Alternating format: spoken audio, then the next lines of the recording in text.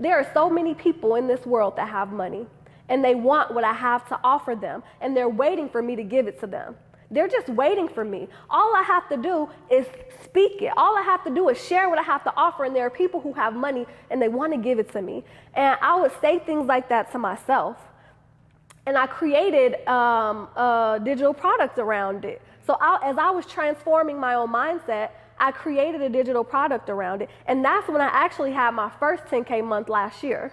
My first 10K month came during the pandemic and several months thereafter. And I was just like, wow, like people don't understand. Everything that you see around you was created and formalized in somebody's mind before it ever became reality.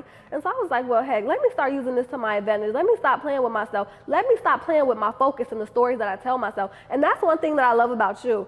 For better or worse, you are always being positive and telling yourself a positive story. And I see you fulfilling on the stories that you tell yourself. Like, I'm going to be a billionaire. And people might laugh or people might say whatever they want, but I see you create the things that you want, and I see you say it before you create it, and I love that.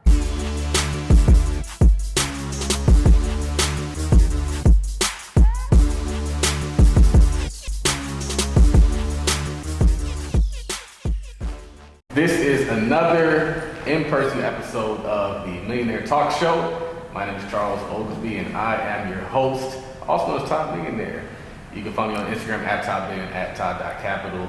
And this is a really special episode because we have a guest who has been on, not the actual Oglesby and Scott Millionaire Talk Show, but she was on Tweet Talk. I followed her for a long time on Twitter. We've had a lot of Twitter beefs, back and forth beef. We might have even had a beef on the podcast. We was beefing. Tasha is the reason why the Black Men Building Wealth Conference happened, because she told me to put up or shut up.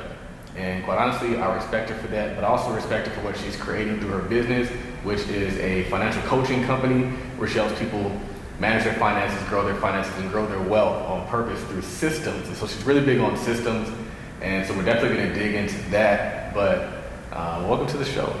Thank you so much. I'm glad to be here. You really do your homework. Well, I mean, I've been following you for a while. I know. I didn't do too much homework. It was just work. Ow. But anyway, can you tell people who you are and where you're from? Yes, my name is Tasha. I am the CEO and chief coach at Goddess Day, and I'm originally from Chicago, and I live in Atlanta right now. And I started Goddess Day about 10 years ago because I wanted to help Black people, especially Black women, take control of their finances so that they never have to worry about money again. And what I noticed was that there are so many women who are making money. They have money coming in, but they don't know what to do with it. And that's what I wanted to disrupt, and that's why I do what I do. Yeah. So I know a lot of your business comes from how you were raised and how you grew up. So can you talk to us about what that was like? Absolutely. So at this point in my life, I think I get so emotional thinking about it because I really remember where I came from. And the reason that I was ever even interested in money is because we grew up really poor on the south side of Chicago. And at 10 years old, I made a decision that I didn't want this to be my life.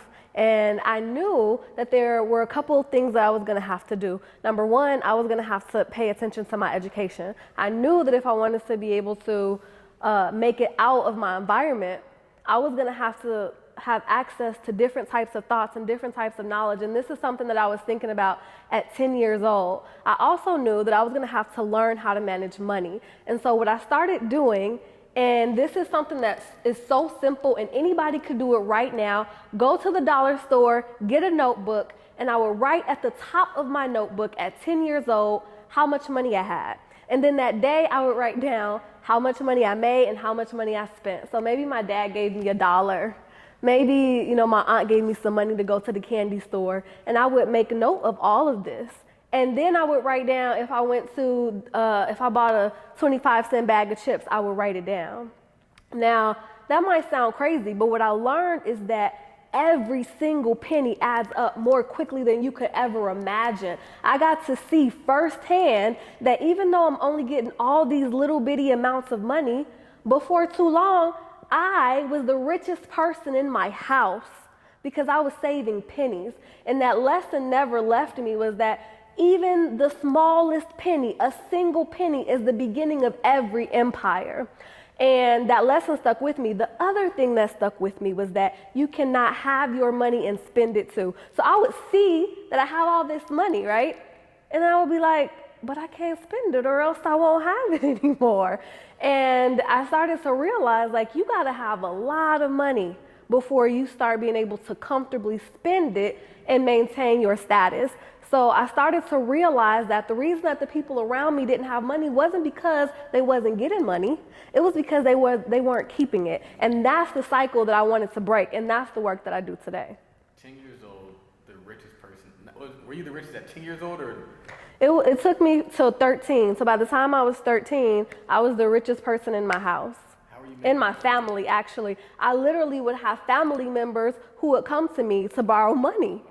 Like, that is how much money I had. And so, you know, by the time I was 18, I had thousands of dollars, which felt like a lot of wealth to me when my family my parents didn't even have bank accounts, right? That was our relationship with money. We didn't even have an avenue or a vehicle to even consider saving, right? So, yeah. Wow. And so then you went to college. And what did you study in college? So my background is actually in psychology and education with the emphasis on neuroscience. So this is why I get so excited about systems, because I really understand how people learn. And with my background in education, I get to have access to curriculum development methodology. So I know how to develop curriculums that are in sync with how people operate. And not only that, right? People think, you know, money, why didn't you study accounting and blah, blah, blah. But at the end of the day, dealing with your money is basic arithmetic, and don't ever let anybody tell you different. This is 1 + 1 is 2. You know that 2 - 1 is 1. Your issues with your money have nothing to do with your ability to add or subtract.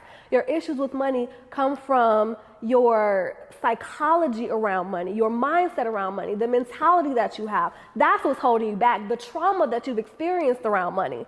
That's what is in your way when it comes to hitting your financial goals, not the math. You knew how much your paycheck was. You knew how much that stuff was when you bought it. You knew it was going to leave you broke, but you did it anyway because of the mindset that you have and that has been given to you. And those are the cycles that we need to start breaking. Right. So let's break that mindset down. What is that mindset? Because it's easy to say we make it, we spend it, but like, what drives that? That's a good question. And for everybody, it's slightly different.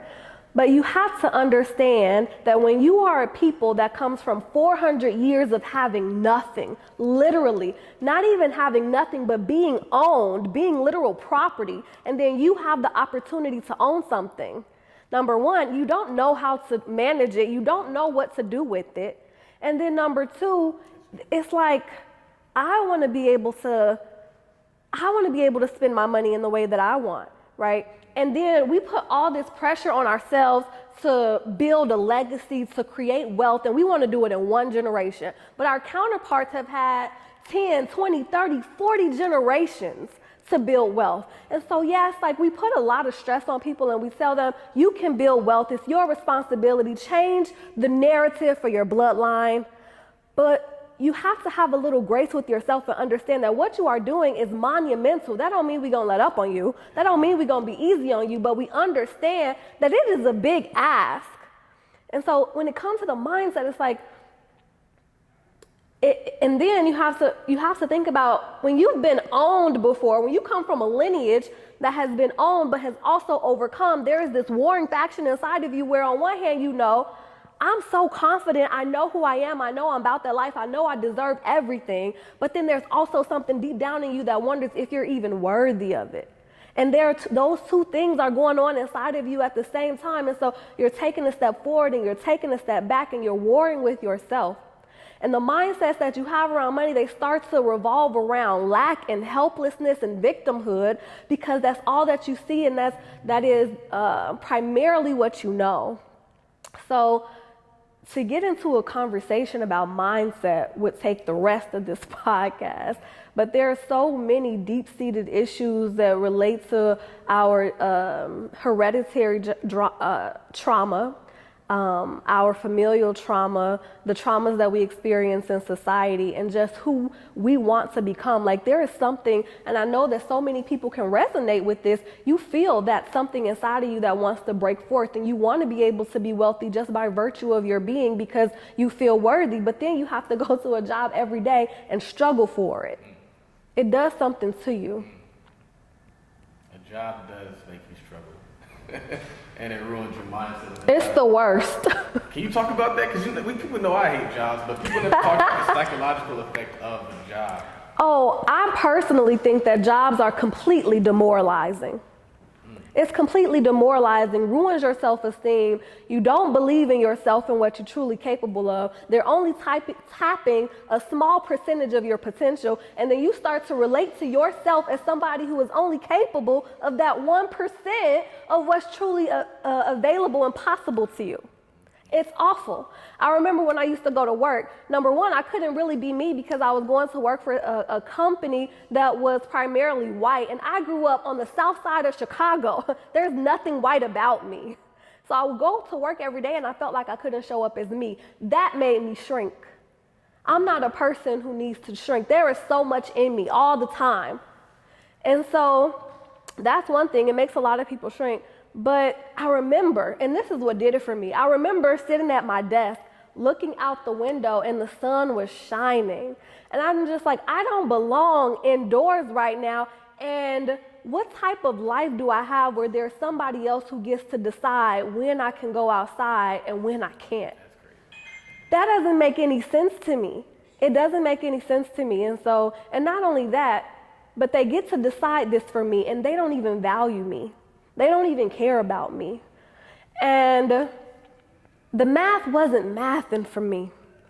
So it wasn't even like some great revelation. It seemed very basic. It seemed very basic. It ain't that deep. Like, these jobs are not for you. Now, if you have a job, and then somebody tell me, they say, how can you talk so bad about jobs when you want people to work for you? I'm not the same type of employer that I'm talking about. That's easy. When people come and work for me, they're not going to be subjecting themselves to the demoralization that they experience with these companies. Because when I build my business, it's not on their model. I feel no need to try to model my business that I create that comes forth out of my abundance based on what somebody else is doing, because that's why I left them in the first place. All right, podcast over. That was deep. That was strong. Wow.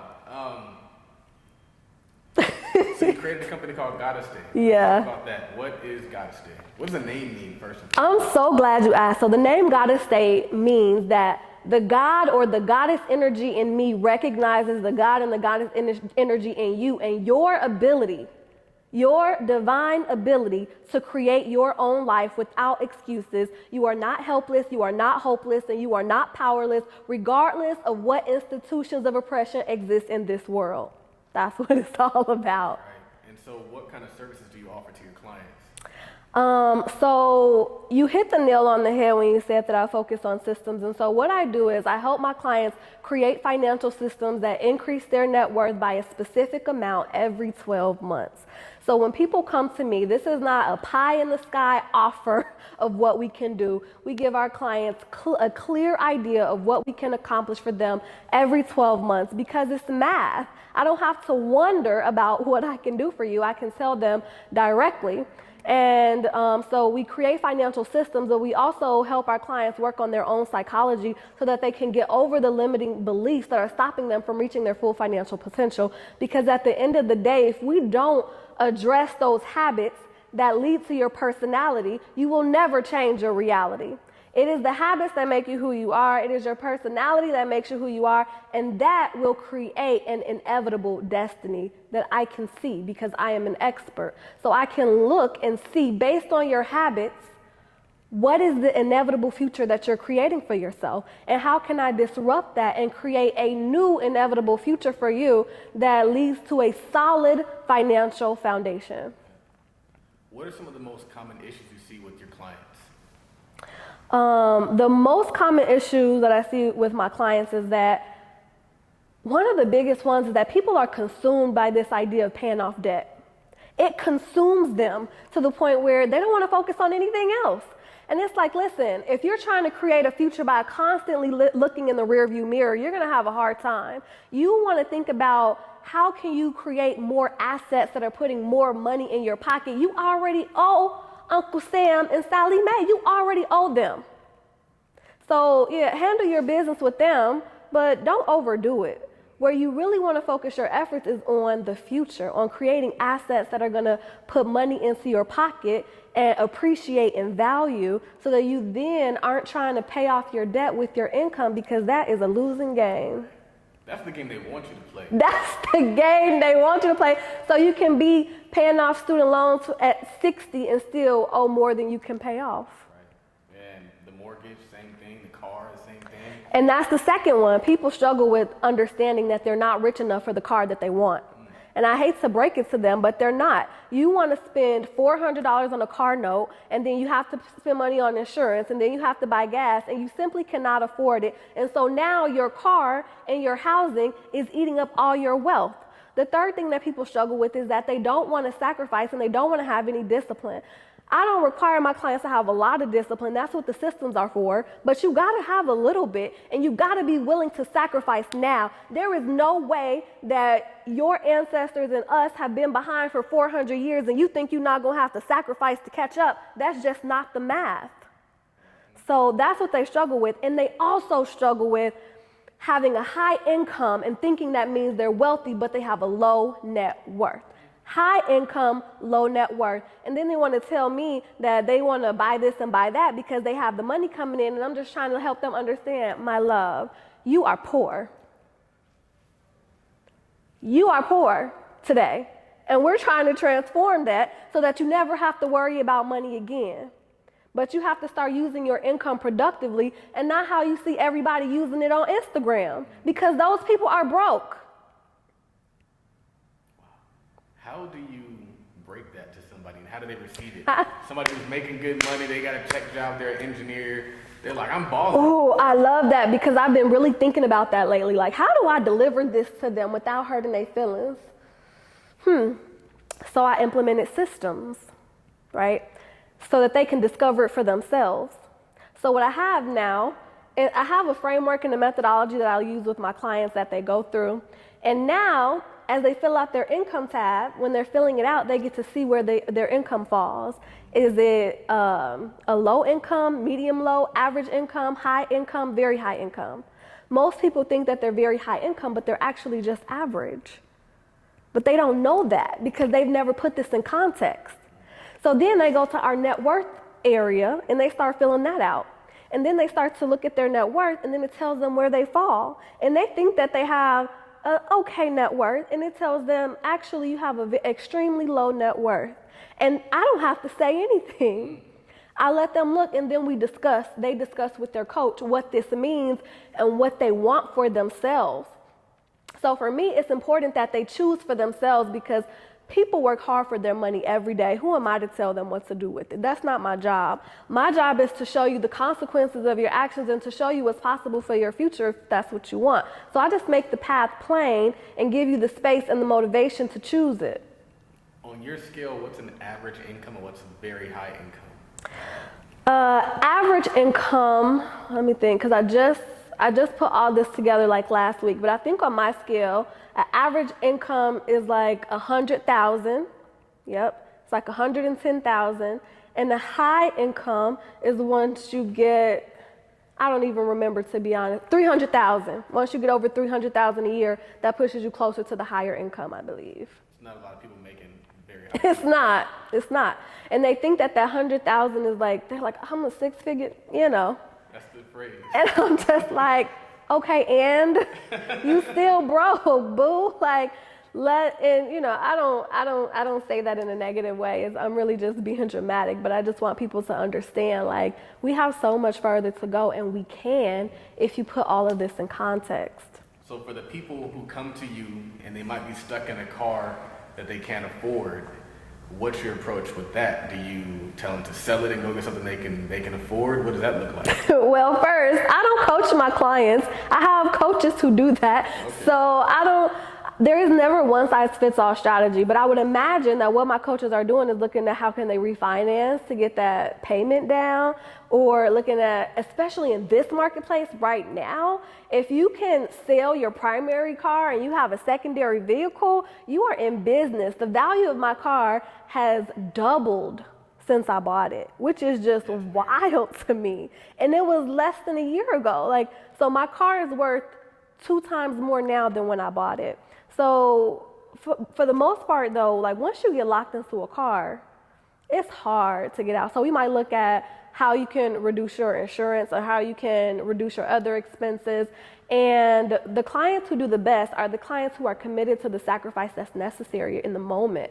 And sometimes I might tell my client, for the next 3 months, it's about to be an ugly season. This gonna be an ugly season. No bundles, no bags, none of that. And it's for something. It's in service of something. And there's no lack there. No bundles, no bags, none of that. There's no lack there because that's not the stuff that makes you who you are. All of my clients go through a 30-day spending cleanse. And the reason that we do that is because I want you to start getting clear about what really matters to you instead of what's been fed to you on Instagram, on Facebook, on TV, on Real Housewives. I need you to be clear about what's really important to you. So when we go back to spending that money, you're putting your money towards things that are in alignment with your values and with who you really are. So from the car perspective, we usually try to make up for it, but that's why I try to be so proactive and tell people, don't make that mistake because it's hard to get out of. So I would believe that the people that you're talking and having this conversation with, they came to you for a reason. So even if the truth hurts, you still got to deliver the truth, and I'm pretty sure they would receive it better because they want the ultimate goal, which isn't what they have now. Because if they're happy now, they wouldn't be coming to you, despite them being a 6-figure N-word. You would think that, but our habits are very strong. They're pervasive. People didn't get this way overnight. They have built these habits over decades. And so even though they want something different, they don't have the psychology available to create it or receive it. And they have a way of being that's going to pop up every time. And they have a comfort zone, right? The very thing that they don't want is actually their comfort zone. The very thing that they're fighting against is actually their comfort zone. And so when I come and I say, we're about to create a new future that you said you wanted. Well, that new future that they said that they wanted is actually out of their comfort zone. And so when they try to get it, obstacles start to come up. They start going out of communication, can't reach them. I'm like, boo, you just paid me. Why won't you answer your phone? And so this is why my background in psychology is so important, because when my clients first come to me, my coaches do a questionnaire, and it's like, when things get hard, what do you do? When something is challenging, what do you do? What can your coach count on you for, and what can they not count on you for? So we have a whole psychological profile ready to combat those things that they're going to come up against, and we wouldn't be able to be successful without it. You mentioned systems. I don't think we've defined the system or even given an example of what a system might be. So can you walk us through that? Let's see. So I'll tell you how. So we have a 4-part system. I'm thinking like mint.com. No. No, not like that. So the way that our system works is that you go through a 4-step process. Over a 4-month period. And in that 4-month period, you're creating a financial system to increase your net worth every 12 months. The first part of that process is called the clarity phase. In the clarity phase, we need to figure out where's your money actually going, not where you said it's going, because if we're going to take your word for it, we're going to be in trouble. Because you actually have no idea, most people have no idea where their money is actually going. And when you're creating a system, the data has to be pristine. When you put good data in, you get good results out. When you put garbage in, you get garbage out, just by virtue of the way the system works. So we have to get very clear about where their money is going. And so they go through a process that we call the bank statement review. The second part of the clarity phase is trying to figure out who does this person have to become. So if you didn't save any money last year, a lot of people come to me saving $0, right? And then I tell them, in the next 12 months, we can put $50,000 in your bank account. That's not going to happen on accident. It's not going to happen with you being the same person that you were 3 months ago. So we have to figure out, who does this person have to be? What type of habits do they need to have? So we look at that in the very first phase. In the second phase, we start to look at the strategy, right? What is the financial strategy that's necessary for you to hit the goals that you have? So when we're creating this strategy, our client is at the center. They're at the center directing and creating the goals that they have for themselves. And we're looking at, this is very important, we're looking at the accounts that they have and the accounts that they will need in order to fulfill on the goals that they have. What accounts do you have and what accounts do you need? This is a part that people miss, but these accounts are so important because they're literally the fulfillment of what they want. This is where the fulfillment happens. And a lot of times there's a breakdown between theory and practice. So this is the beginning of a practice coming into play. So if you start to work with your coach and create a goal statement and you get that goal statement approved and now we're about to move forward, we have to know which accounts are necessary and make sure you have them. And then we need to look at maybe some accounts are not necessary or maybe some things need to be consolidated. And we do that in the strategy phase with the client at the center. In the third phase, we take the client out of the equation. You already said what you want, and I don't need you around messing up our plans and messing up our systems. So we create something that I call nuanced automation, which means that every dollar from every paycheck has a purpose and it has a place. And this is the most important part. It has a time that it is supposed to be at that particular place. So a lot of people leave a lot of things to chance, and that's why their goals are more like hopes and wishes and dreams. This right here is the bread and butter of what makes our program so popular, is because I can make wealth inevitable for you, right? Because I'm timing it. I already know when the money is going to hit and where it's going to go. This is not something I think is going to happen. This is something I know is going to happen as long as your income maintains the same. The final stage is what I call the quality control phase.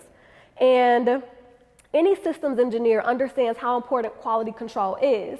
When you're doing quality control, you do it because you know that the system is not perfect and it never will be. But when you look at quality control, you can make sure that I can make sure that no client leaves me dissatisfied. I can go through what I promised, I can go through what we delivered, and I can see if there's any gaps. So we do a gaps analysis, and we make sure that that gap is filled before they ever leave our program.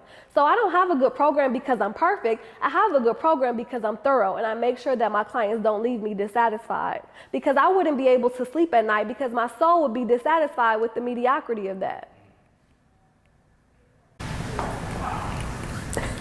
He had to reset the camera, and I had to reset my mind. Wow. How did you come up with all of that? That is very, very detailed and thorough.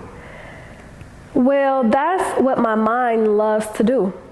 My mind gravitates towards creating things. And sometimes my clients come to me and say, this is so easy. Why should I pay you all this money after the fact? And I ask them, I'm like, we have surpassed your goals. What would make you ask? And they're like, it just seems so easy.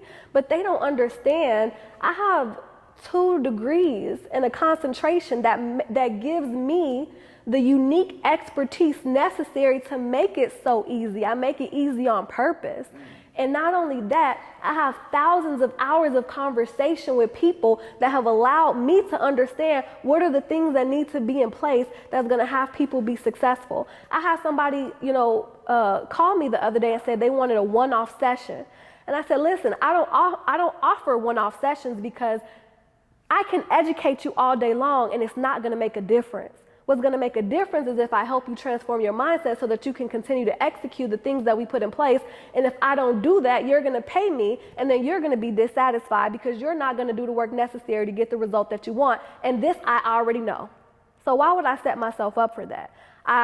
This didn't come to me. I created it because I've been doing this since I was 10 years old. Wow. Who were some of your most successful clients? Not give me names, but like in theory. Yeah, so I can give you some examples. So I have one client who, after 3 months, she quit her job and started traveling the world. for me, that was a huge success, and was able to operate in her business full time. So a lot of times, the thing that holds people back is that they don't have financial security, so they can't pursue their dreams. After 3 months, she had more security than she had in the last 5 years that allowed her to be able to pursue her dreams. That was a huge success in my book. One of my clients, after in 2 years, increased his net worth by over $300,000. And for me, like, my program is about helping people be more productive with the money that they already have, because it's a missed opportunity. Everybody wants to focus on getting the multifamily, doing the stock market, which we do focus on that stuff as well. But my bread and butter is helping people be more productive with the money that they already have. And honestly, the results that I'm most proud of is when people message me years later. Right? Some of the people who work with you message me years later and say, Tasha, your program changed my life, and I'm still on it today, and I'm working in my business, and I'm increasing my revenue, and I have this foundation because of the work that I did with you. So I'm clear that in the next 5 years, we're going to be having a different conversation about women and wealth. Like Black women and wealth, we're about to be on the map, and it's because of the work that I'm doing today. It is because of the work that Black Twitter is doing today. Don't let nobody tell you that Black Twitter doesn't have an impact, because it absolutely does. And I see it. People get on the phone with me. Older women are like, I heard that it's stacking season. And I'm just like, I'm like, wow. I'm like, yes, ma'am, it absolutely is stacking season. And so the impact is far reaching, and we're only going up from here. Yeah. Last year was difficult for some businesses. How was yours? Last year was amazing for my business, and only because of the mental context that I had. So I went into, the pandemic, and I was really afraid, because I was thinking, if people are being laid off and if people don't have money, how are they going to pay me? And my prices had just increased. I was like, I'm not really sure how this is going to work. But then I was like, well, if I'm having that type of conversation with myself, it's not going to work. And so I started creating some affirmations that would allow me to have a different mindset. And my affirmations went a little bit something like this. There are so many people in this world that have money, and they want what I have to offer them, and they're waiting for me to give it to them. They're just waiting for me. All I have to do is speak it. All I have to do is share what I have to offer, and there are people who have money, and they want to give it to me. And I would say things like that to myself. And I created a digital product around it. So as I was transforming my own mindset, I created a digital product around it. And that's when I actually had my first 10K month last year. My first 10K month came during the pandemic, and several months thereafter. And I was just like, wow, people don't understand. Everything that you see around you was created and formalized in somebody's mind before it ever became reality. And so I was like, well, heck, let me start using this to my advantage. Let me stop playing with myself. Let me stop playing with my focus and the stories that I tell myself. And that's one thing that I love about you. For better or worse, you are always being positive and telling yourself a positive story. And I see you fulfilling on the stories that you tell yourself. Like, I'm going to be a billionaire. And people might laugh, or people might say whatever they want, but I see you create the things that you want, and I see you say it before you create it, and I love that. Digital products, thank you for that, by the way. But digital products, I saw one earlier, but what does your entire product line look like? So I love stationery. As somebody who's into productivity and planning, I actually have a stationery line that I haven't launched yet, but it's coming. But one of the things from that stationery line is just a digital budget planner, and it's called the Deluxe Budget Binder. It's a 43-page binder. It's not intended for you to use all of the pages. You have to go through and figure out which ones are necessary for your life. But that's one of my favorite products, because it allows you to organize your finances, and without clarity, there is no prosperity. So like I said, people want to focus on the investing, and they want to focus on the sexy stuff. I can't tell you how many clients have come to me after they've tried to do something financially sexy, and it ruined them because they didn't have a financial foundation. And so I really encourage people to start with the foundation, the budgeting. My mindset product, the Flourish ebook, and the reason I called it Flourish, because I was trying to figure out, how do I flourish during the pandemic? Well, everybody, and I would say, everybody else might doubt but I'm gonna see the silver lining. And so the Flourish ebook is all about like helping you transform your mindset so that you can create the life that you want. And I specifically created it for people who have a negative mindset, because I was seeing people speak so negatively, and I was just like, if you only knew the power of your tongue and your mind, you wouldn't be talking about, oh, that positive psychology stuff is so sad, it's so stupid, it's so blah, blah, blah. No, you would want to get in on this. And so I created that product for people who were doubtful. So it's the Flourish ebook, the deluxe budget binder, and the stock market mastery course. And I have a course called, a product called the financial action blueprint. All of those that's my product catalog. All of those products over deliver. They over deliver because that's just what I believe in. And so it allows me to sleep better at night. And my business is all about sales. And what people don't tell you is if you're not a psychopath, if you don't deliver your product, it's very hard for you to be a confident seller.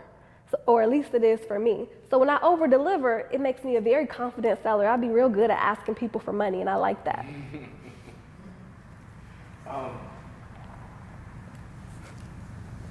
Twitter, you have some opinions that might be deemed controversial. Do I? Do you get pushback? No. I don't really see it, but I've seen some stuff that I'd be like, I know I can't be the only one, but I think you just kind of let it roll off your back. Like, you approach people who disagree with you, and you don't really let it change your opinions about your opinions. Because my perspective is that, right or wrong, everybody is entitled to their own journey. And it's not my job to try to tell somebody where they're wrong or why they're wrong. They're entitled to it, and they're gonna grow in their own knowledge of what's right or wrong for them without my input. And I mean, I was gonna say I lived a long time, but I'm only 34, but nevertheless, I lived long enough to know that opinions come and go. And I used to be a very self-righteous person. And I used to think that I was always right. And then I started realizing, like, wow, sometimes I be wrong. And that was very shocking to me. Like, I was like, wow. And so that, after a couple of times of that, it really fundamentally changed me, because my belief shifted. And then I was like, oh, people shift beliefs. It's not that big a deal. Sometimes it's really, quick. yeah, and I'm like, it's really not that deep. And when you try to force somebody to shift a belief or to apologize, it's so disingenuous. It's like, nobody owes you an apology for what they believe right now. Nobody owes you a sorry because they believe something that you disagree with or that you think is wrong. They're entitled to it, and their time will come when they grow in the enlightenment and elevation and the vibration, and just let them have it, because I remember when I was there. And it's so hypocritical because we've all been there. Do you consider yourself a strong, independent woman? That's a loaded question. I've seen you battle with that as well. Yeah. So I would say that I'm a very strong woman, and I have a great capacity for independence, and I have relinquished it because I don't need it right now. And I'm grateful that I don't need it. And so, you know, I grew up on the south side of Chicago, but I don't even tell y'all how I grew up. Like, I grew up in the way that I had to become very independent very quickly. By the time I was 5 years old, I was just staying up all night so that I could get myself ready for school in the morning. That's the type of kid I was. So if you ask, am I an independent woman? Like, that's an understatement. I raised my siblings, and I told them the only person that you can count on in this world is you if you want to be successful. Because if other people are in charge of what you need and they let you down, then what? But that comes from a mindset of survival. And when you're trying to survive, you have to have that type of mindset. But thank goodness I'm in a place right now where I'm not just focused on survival. I get to be a person who is searching for what it is like for a Black woman in America to thrive. And I have a partner who's very interested and invested in that. And so he loves making life easy for me. And I love allowing him to make life easy for me. And I love being able to experience an unconditional love that I've never experienced before, that makes me feel safe enough to say, I don't have to be independent right now. And if it ever comes a time where I have to be independent again, I have not forgotten how. Right. Do you think that having support and having somebody who's invested in your success helps you go further? Yeah, so number one, I'll tell you, I don't know how long you followed me, but there was a time where I was on Twitter every month with a breakdown. Like, I was going through it. Like, 3 years ago, I was barely eating every day because I didn't have the money, and I was too prideful to ask anybody to help me. And so, and you know, I made a decision to leave my job in corporate America, and so I decided that I wasn't going to make anybody else shoulder the burden of the decision that I made. And so I know what it's like to struggle, and having a partner come in and say, you don't have to do everything by yourself. There isn't anything like it. And I know there's a lot of independent women, there's a lot of people who say that they don't need a man. I have been that person, and I will never be that person again, because when you have that provider and that protector energy next to you, it allows you to flourish in the space of creativity. And any man knows, like, a woman is going to amplify what you give her. So my boyfriend already knows, like, if she win, I'm a win, just by default.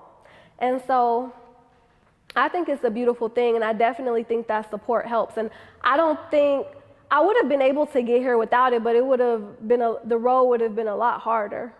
Because I've been doing this for a while now, so yeah. I think what's dope about your situation as an outsider is you're still hustling, you're still doing it, even though he's supporting and doing different things. You didn't just like, all right, got a man, I'm chilling. And so I think he wants to even do more of that because he sees that you're good soil. And I want to do more for him. Like, sometimes, like, you know, he's going to be going to a bachelor party, and I was like, yo, babe, like, I'll come over and clean your apartment while you're gone. Like, I know you've been working hard. You haven't really had a chance. And he's like, for me to clean his apartment, he's like, my time is so valuable. My time is so valuable that the thought of me coming to clean, he's like, there's so many other things that you could be doing. He's like, wow, it just amazes me. I'm like, of course I want to do this for you. And there's just like this incredible feedback loop of grace and love and support. And it's awesome. So my VA created a few questions, and some of them might go out of order, but I think they're really important to ask you. Okay. One is, what is an area of wealth building that you feel is underestimated?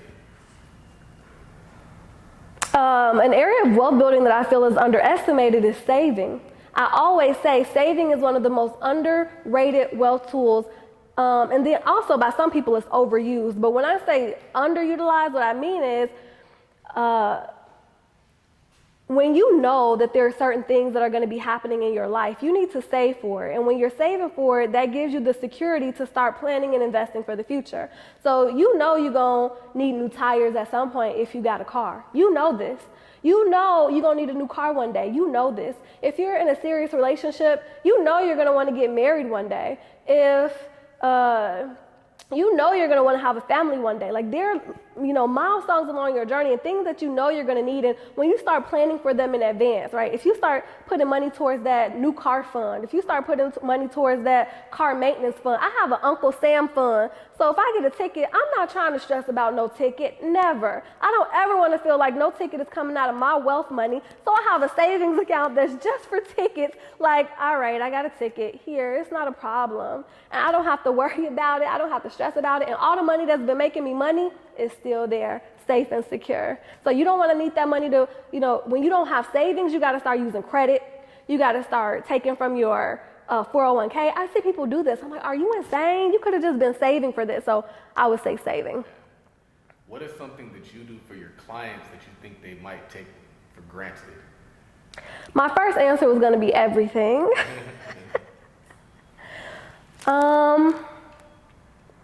I think they take for granted the process. the process that we talked about, and we talked about how I make it so easy. And I think they take the fact that it is so easy for granted. And as a creator, there is so much work that goes into making something clear and concise and actionable, right? Some people, I was doing a training the other day to try to learn how to do reels. And the methodology of the training was geared toward education. But that's just all off. If I'm trying to learn how to do reels, you don't have to educate me to death. Just show me how to do the reel. Just do some screenshots, do something, but have me create a reel right away. Don't have me sitting in front of a computer for 3 hours educating me about something that you haven't even taught me how to do yet.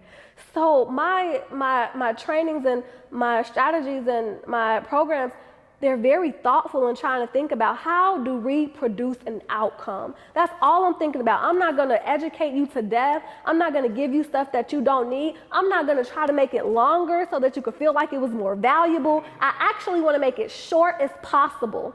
And people take that for granted. Who's somebody that you look up to and why? So I get this question sometimes, and the answer is there's really no one person that I look up to. I don't really look up to anybody. However, there are people whose stories inspire me. So when I look at, Beyonce's Black is King production or her Homecoming production, and you see the excellence oozing through, that's inspiring. When I watched the Michael Jordan documentary and he talked about what he was willing to do to be a winner, I was inspired. When I watched Dolomite Is My Name, okay, and then you see what the relentlessness that people have and the passion and the belief that they have in themselves, that is inspiring. So it's stories like that that inspire me, but I'm not one to put people on a pedestal because then you leave them open to falling. And I just really keep everybody's humanity intact. And it's like, I respect it, but that's about it. All right. What sets apart your successful clients from those who give up, fail, or never get started? Well, it's actually something that I can tell very early in the beginning. And when I screen my clients right now, and when I screen them, I can hear it. So I talked to a young lady the other day. She said, not only am I ready to do what it takes, I'm eager to do it. I try to dissuade them from becoming a member. I say, this is going to be the hardest 12 months of your life. And that first 4 months are going to be a doozy. Are you sure you want to do that to yourself? Because I don't need people coming into the program who are not going to complete the program. So I just tell them off bat. And this woman said to me, not only am I ready and willing to do it, but I'm eager to do it. It's the energy for me. I said, okay, ma'am, all right, let's make this happen. And I already know that she's going to be successful. The crazy thing is her income was on the lower side of any of my clients, but I already know she's going to start bringing in bands because of her work ethic and her commitment, where my clients who are making more, they're already caught up in the lifestyle of wealth, even though they don't have the substance or the bank account for it. Right? They're caught up in the substance of it. And when you get so caught up, it's hard to taper that down because you've had a taste for the spending life, and it's like a flood, and it'll consume you if you let it. And it'll also alter the beliefs that you have about yourself, because now you think that you're unworthy if you don't have it. And now I have to fight against that belief system in order to, help you move forward. So it's really the energy. And sometimes I'll send a note to the coach and says, this is a high-risk client, right? I screen for all of that. And if they're a high-risk client, that means we need to put a little bit more love and a little bit more attention and a little bit more care. And I tell my clients, we use accountability as a love language, right? Accountability is a love language. We're going to hold you more accountable than anybody else in your life ever has. And you're going to see how committed we are to your future success. And how people respond to that is what makes or breaks them. Wow. Last question, not really a question, but just leave the folks with one last gem. What's one last powerful thing that you can leave them with? Wow. Let's see.